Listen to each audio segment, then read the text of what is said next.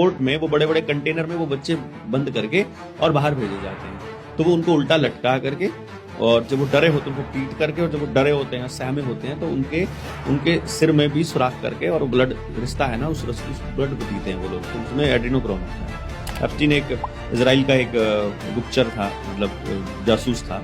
वो ऐसे लोगों को ऊपर निगरानी रखा करता था पर्टिकुलरली। और जैसे पेडोफाइल हो गए, यानी बच्चों के साथ संबंध बनाने, मतलब गलत संबंध बनाने वाले, या एड्रेनोक्रोम पीने वाले। वो क्या होता है एड्रेनोक्रोम?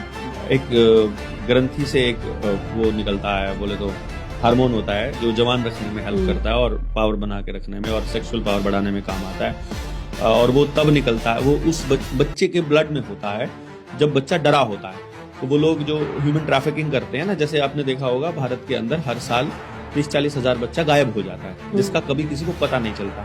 तो असल में जो ये बड़े बड़े इंडस्ट्रियलिस्ट को पोर्ट दे रखे हैं, इस पोर्ट में वो बड़े बड़े कंटेनर में वो बच्चे बंद करके और बाहर भेजे जाते हैं। तो वो उनको उल्टा लटका करके और जब वो डरे होते हैं उनको पीट करके, और जब वो डरे होते हैं, सहमे होते हैं, तो उनके सिर में भी सुराख करके और ब्लड रिश्ता है ना, उस ब्लड को पीते हैं वो लोग। तो उसमें एड्रेनोक्रोम होता है। ये ब्लड में बड़ी शैतानी रिचुअल्स करने वाले लोग हैं ये लोग, जो जितने ये आपने इस लेवल पे वर्ल्ड इकोनॉमिक फोरम पे देखे हैं, जो बिल गेट्स टाइप के लोग हैं ना, ये सारे इसी गेम में शामिल हैं। और जितने ये सारे बच्चों के साथ अनैतिक संबंध रखते हैं, ये जो धारा, ये जो होमोसेक्सुअलिटी है, यानी समलैंगिकता है, मैक्सिमम जो अमीर लोग रहते हैं और जो नेता लोग रहते हैं, ये इस तरह की एक्टिविटीज में शामिल रहते हैं। तो बच्चे उनका सॉफ्ट टारगेट रहते हैं हमेशा आमतौर पे। तो ऐसी किसी एक्टिविटीज में जो जितने भी ठरकी बूढ़े होते हैं या इस तरह के नेता होते हैं, उनके ऊपर वो निगरानी रखता था एप्स्टीन।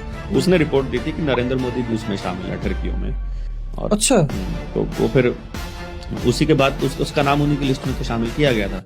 बड़ा बवाल मचा था, यहाँ तक कि सारे के सारे एंकरों को बोल दिया गया था कि उसके खिलाफ नहीं बोलेगा कोई भी, इस बात की सच्चाई नहीं बताएगा। तो ये रिपोर्ट ये जारी होने के बाद उनको पॉलिटिकली तो ब्लैकमेल किया।